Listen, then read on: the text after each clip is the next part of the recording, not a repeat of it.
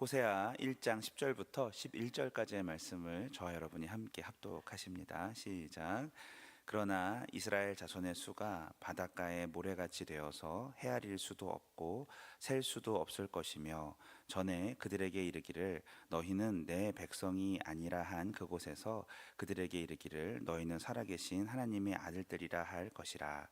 이에 유다 자손과 이스라엘 자손이 함께 모여 한 우두머리를 세우고 그 땅에서부터 올라오리니 이스라엘의 날이 클 것이미로다. 아멘. 할렐루야. 귀한 새벽에 하나님의 주시는 말씀의 은혜가 가득하게 임하시길 예수님의 이름으로 축복합니다.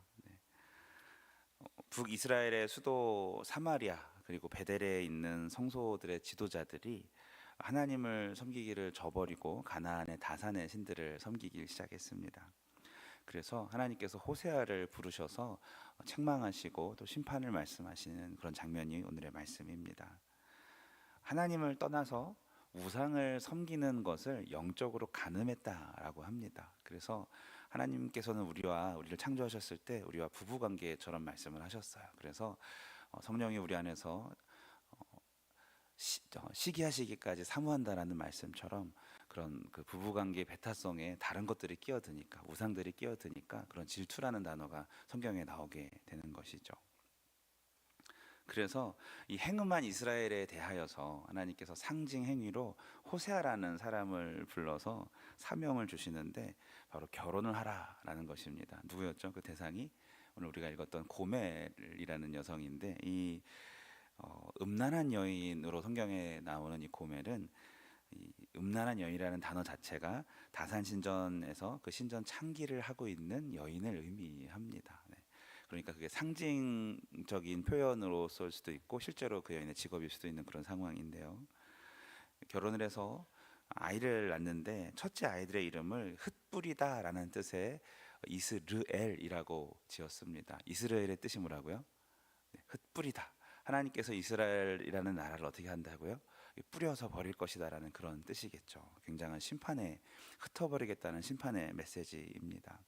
둘째 이름을 낳았는데 이름을 로루하마라 지는데 그것은 뜻이 뭐였죠? 자비가 없다라는 뜻이고, 셋째를 낳았는데 그 이름을 로암미라고 지었습니다. 되게 무서운 말인데 내 백성이 아니다라는 그런 뜻이에요.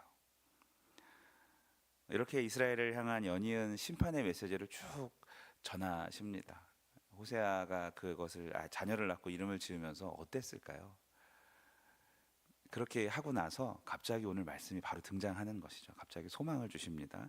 10절 말씀 같이 읽어볼까요? 시작. 그러나 이스라엘의 자손의 수가 바닷가의 모래같이 되어서 헤아릴 수도 없고 셀 수도 없을 것이며 전에 그들에게 이르기를 너희는 내 백성이 아니라 한 그곳에서 그들에게 이르기를 너희는 살아계신 하나님의 아들들이라 할 것이라. 할렐루야. 감사합니다. 하나님께 참 감사한 일이 일어납니다. 호칭의 변화가 먼저 좀 생겼는데, 잘 보면 4절과 6절과 7절에 보면 이스라엘 족속이라고 해요. 이건 베트 이스라엘이라는 히브리어인데, 10절에서는 이스라엘 족속이 아니라 뭐라고 하죠? 이스라엘 자손, 후손이라는 뜻입니다. 자손이라는 얘기를 해요. 이거는 베네 이스라엘입니다. 뭐가 다르냐면, 전자는 아까 제가 말씀을 시작할 때 북이스라엘의 수도 사마리아와 베델에서 다산신을 섬기는 그런 지도자들의 행악들이 가득하다 말씀을 드렸죠. 이스라엘의 족속은 이스라엘의 왕조를 중심으로 하나님께서 이스라엘의 왕조를 친다라는 그런 표현이 예언되어 있는 것이고, 이스라엘 자손은 그 후손들이 그 심판을 지나온 하나님의 말씀대로 살아온 그들이 다시 회복하게 될 것이라는 다른 사람들에 대한 이야기입니다. 하나님께서는 악한 자들과 의인을 같이 치시지 않으십니다. 할렐루야. 그래서 우리가 아무리 세대가 악할지라도 끝까지 믿음을 지켜야 하는 것이겠죠. 이스라엘 자손 개개인에게 초점을 맞춰서 그들 가운데 진실로 하나님을 의뢰하는 신실한 백성들을 구별하시고, 유다 자손들과 함께 약속의 땅으로 돌아오겠다는 회복의 은총이 오늘의 말씀의 핵심인 것입니다. 자, 이스라엘의 이름이 아까 뜻이 뭐였죠? 흩뿌리다 였습니다. 그런데 흩뿌리다는 심판의 의미도 있지만 또 다른 중요한 의미가 있습니다. 여러분, 이스라엘은 땅이 척박해서 우리처럼 땅을 파가지고 심지 못한다는 걸 알고 계시죠? 어떻게 하죠? 파종을 할 때 흩뿌리게 됩니다. 똑같은 단어입니다. 그러니까 이 흩뿌리다는 하나님께서 죄인들을 흩어버리겠다라는 뜻임과 동시에 의인들을 땅에 심어서 자라게 하겠다라는 말씀인 것도 있는 것이죠. 하나님은 심판 속에서도 긍휼을 잊지 않으십니다. 척박한 땅에 씨앗을 뿌리면 당장은 아무 일 아니라는 것처럼 보이지만 시간이 지나면 땅에서 새싹이 올라올 것입니다. 땅에서부터 흩뿌려진 새싹이 올라온다라는 표현이 그게 11절 말씀이에요. 다시 한번 그 그림을 생각하면서 말씀을 읽어보시면 잘 이해가 됩니다. 시작.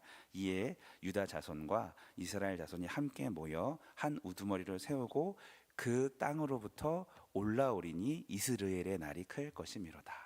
무슨 뜻인지 알겠죠? 이스라엘이 아까 뿌린다라는 표현이었는데 많이 새싹들이 여기저기서 그 척박한 땅에서 막 돋아나는 걸 보니까 아 정말 잘 많이 뿌렸구나, 이스라엘의 날이 크겠구나라는 그런 말씀인 것이죠. 할렐루야.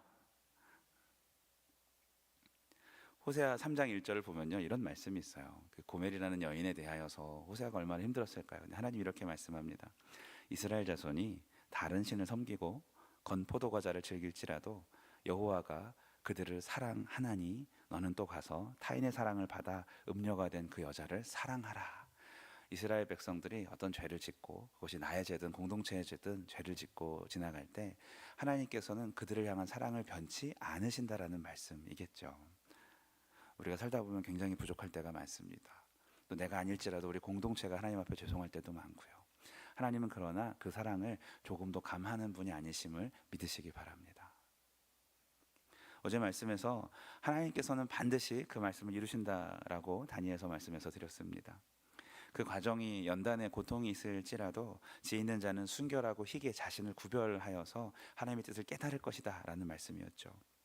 말씀을 신뢰하고 의뢰하는 그런 사람들도 악한 세상 속에서 같이 흩뿌려져서 망하는 것처럼 보일지라도 하나님께서는 결코 그 사랑을 포기하지 않으시기 때문에 참된 믿음을 가진 자들은 아무것도 없는 것 같으나 땅속으로부터 뚫고 올라와서 하나님께서 이 땅에 편만하게 믿음의 사람들을 세우실 것을 신뢰하시길 예수님 이름으로 축복합니다. 사랑하는 우리 성결 가족 여러분, 하나님께서는 우리를 끝까지 사랑하십니다. 죄가 있는 자는 더욱더 예수님의 보혈을 의지할 수 있도록, 또 연약한 자는 더욱 새싹처럼 이렇게 피어나도록 우리 안에 성령께서 오늘 이 새벽에도 역사하심을 믿으시기 바랍니다.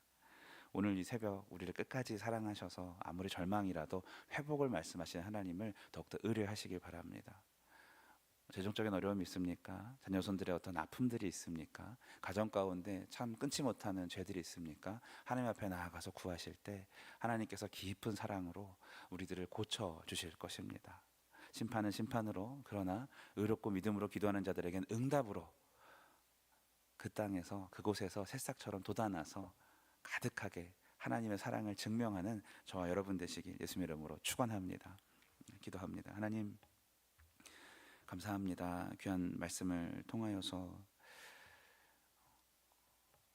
하나님께서는 의인과 악인을 함께 심판하지 않는다는 것을 알게 하셨습니다. 또한 눈에 보이는 것이 아무것도 없을지라도 그 속에서 새싹들이 준비되어 솟아나고 있다는 것을 알게 하셨습니다. 하나님, 우리 또한 하나님께서 말씀하신 그곳에서 새싹처럼 돋아나는 믿음의 사람이 될 수 있도록 인도하여 주시옵소서. 말씀을 사랑하고 기도하는 것을 좋아하며 하나님과 동행하는 것이 우리 삶의 표대이고 기준인 그런 하루를 살 수 있도록 역사하여 주시옵소서. 예수 그리스도 이름으로 기도합니다. 아멘.